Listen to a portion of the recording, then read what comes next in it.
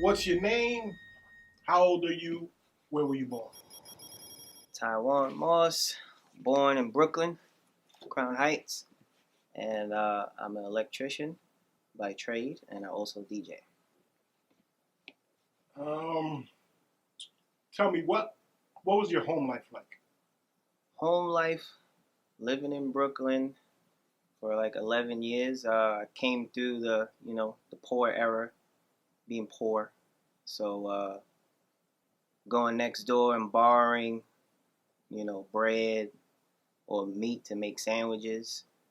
Um, I come from the era where you go outside and play, come back in when the street light come on.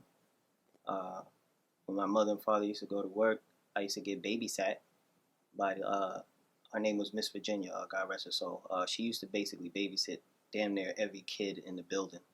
Her house was like a safe haven for all the little kids. So that was pretty much like my growing up. Um, what were your parents like? What's your relationship? What was your relationship with them like? And Uh, where did they grow up?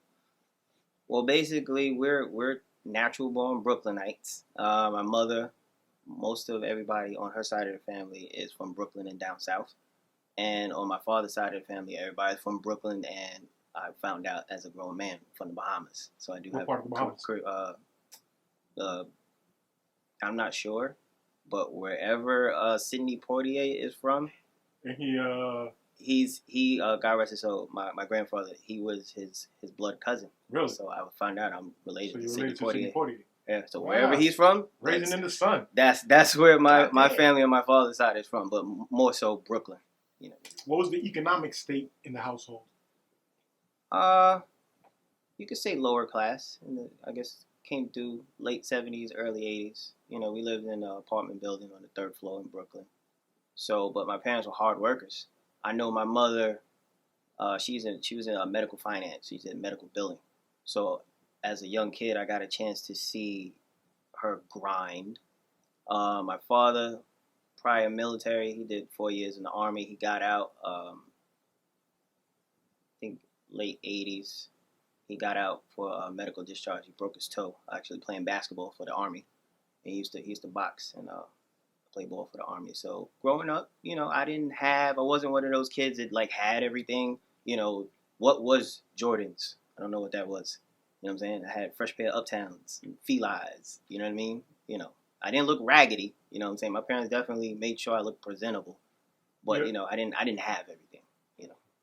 Um, so you said your mother worked hard, your father was in the military, so And was as soon as he came home, he went right into the post office. so they understood. I'm assuming they understood the value of a dollar. Was finances ever a topic in the household? Did they teach you about budgeting and credit and anything to that? Because usually in the hood, we don't get taught that in school. No school No. they don't that I'm aware of. They don't teach credit. Right. So was being that they worked so hard, did they ever teach you the value of a dollar or how to, budget for the future? Well, there's a phrase that my mother always says, her old school phrase, save your coins.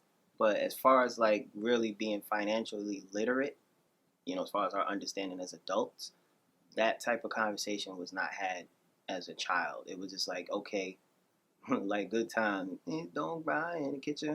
Like, you know what I'm saying? Don't burn on the grill. So as long as we got food in our tummy and shelter over our heads, we gonna make it. So, like I said, I really didn't have financial literacy until adolescence, out of the house, 17, graduated from high school, and then entering the military. So, understanding how to mess money up. You know what I mean? Yeah. Okay. So you said they worked hard, so I'm assuming they instilled a work ethic in you, telling you if you want it, you got to work for it. Chores. How did the chores? How did working for you? If they made you work for, let's say, you want this new video game, they need you to do your chores, right? So how did that shape you coming out of the house? It was pretty much a collective. I had to, when we was in Brooklyn, before we moved to Staten Island, because we moved to Staten Island in '89. So the first part, I had to make my bed, clean the bathroom, wash the dishes, and when my mother told me to, go to the laundromat and do the laundry. And as long as I had got good grades, pretty much, you reap the benefits of being, a smart kid, But as far as like I said, getting spoiled, You had to earn it. I had to earn that. But I guess being that I saw it's a give and take. It's like, well, you can't go outside unless you wash them goddamn dishes. So you knew. Or take the trash out. So you knew once you left the house, you're gonna have to work for what you want. You're gonna have to earn. Oh, You're not going out there. A lot of people go out there expecting things, especially kids.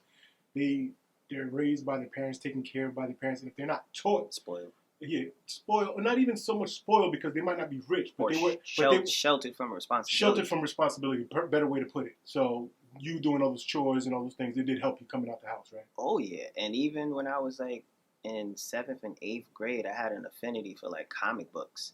So like, I guess you could call it the hustler spirit. It's like, well, I knew I was getting, back then maybe $10, $15 allowance, or graduated to $20 allowance, but I had to do my chores. But I was like, well, I need more money because I want things. So I was like, you know what?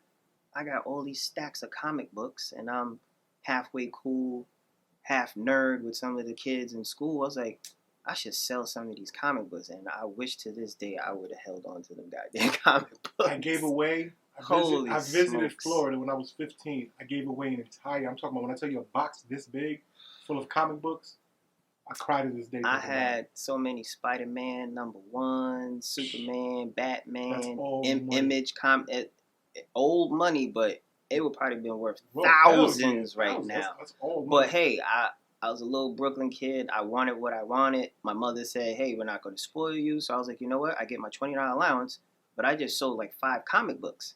So now I got more money to go, go to the arcade, buy myself a sandwich, and maybe put in next week with my allowance.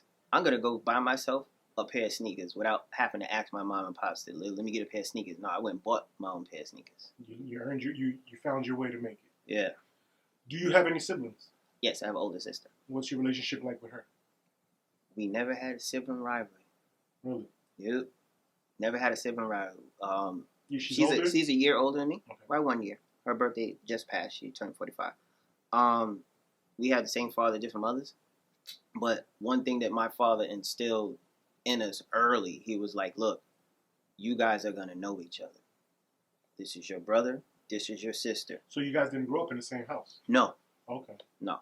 But we were both from Crown Heights. So how did you work it so that you guys can build a relationship as brother and sister? When we got the opportunity to either I spend the night over her house or either I would complain. I'd be like, I want my sister to come over and play. Da-da-da-da-da. So, got in trouble together. But that element that you see in certain households where there's always sibling rivalry and they're competing for attention. Nah, I was just happy to say, hey, I'm hanging out with my sister. Okay. You know what I mean? Close to this day? Yeah. We cool. We never had no fights. I swear to God, we didn't have none. No sibling rivalry. Yeah. The funny part was when we was in Brooklyn. It's funny. Every time they used to send us to the store, corner store, and I'm walking with my sister, and like all of the neighborhood dudes is like, hey yo, Ty, yo, who that, son? Yo, who that? I'm like, yo, this is my sister, bro. Relax. Like, beasting. Yeah, you know what I'm saying? But whatever. It's cool, though. Like I said, we had a dope relationship.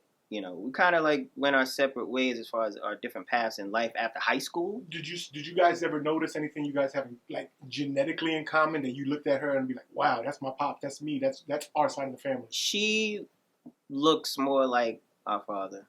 How about mannerisms? You ever notice you guys do anything that's similar to that comes from? Well, being she's a Pisces and I'm a Cancer, 2 water signs, we're both like laid back, but don't push our buttons because I'll cut you. You know what I mean? So it's like she has that demeanor. Now she's a mother. Shout out to my niece, Lil Momo.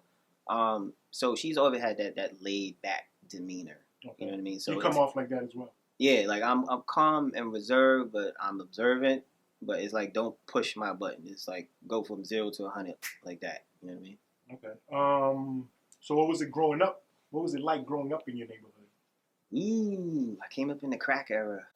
So, I'll put it to you like this. As a child, I probably couldn't fathom how dangerous it was.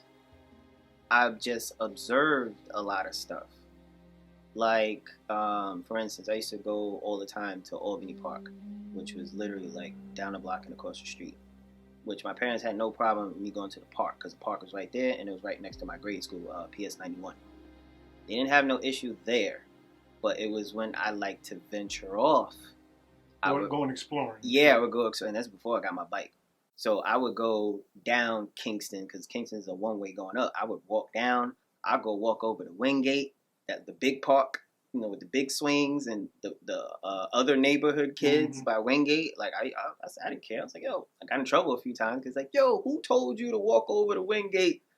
You're 8. Like, damn. You know what I'm saying? Like, yeah, but that was just me being curious. Yeah, but again, like growing up in Brooklyn and going to the park and seeing like crackheads coming in the park and stuff literally didn't or logically didn't make sense. It's like, especially as looking at it from a little kid's aspect. You got grown men asking little kids for change.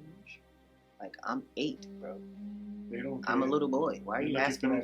Why are you asking me for change? But they know you like candy. They know you get candy. Yeah, you got candy money. But it's kind of like the world was a different place back then in the 80s, and it's like you didn't even realize how dangerous it was. These guys could have just snatched you up and kidnapped you somewhere. Yeah. You know what I mean? And it's like behind a crack habit, they'll do anything. Right. So it's like I saw that. You saw the neighborhood drunks. At the corner, it's like we had our building, we had the corner store right underneath the building. So every day, like clockwork, it'd be the neighborhood drunk, was the Spanish guy. And it'd be a Jamaican guy, and then like the neighborhood cool white dude. It's always one. And they would stand, they'd be at a table, had a table right in front of the corner store, and the liquor store is right there. And they would play dominoes and cards all day long. Yeah. But we watching the neighborhood. So I guess that aspect was cool. You know what I mean? But as far as like the dangerous part, like I said, I've seen things that I wasn't supposed to see. Like one of my neighbors on the 3rd floor, he had an altercation in the hallway with his crackhead girlfriend. She threw a butcher knife. It hit the wall, and as I was coming out of my apartment, it hit my foot because they was arguing. What? Yeah, they were arguing. She was arguing because he didn't want to give her money, obviously, for some crack to go smoke. You got hit by a crackhead's knife? I got hit by a crackhead's butcher knife. And the funny part was the cops was actually on the floor with their guns out trying to de-escalate. And granted, you're going to give me, I need the money. He's like, look, I'll give you, I'm not going to give you the money. And she's like, and he went like that. It hit the wall. I'm looking, and ding, and hit me. I was like, and that's when the cops just, rushed her and, took her down and shit like that. So that's maybe like one instance. Another instance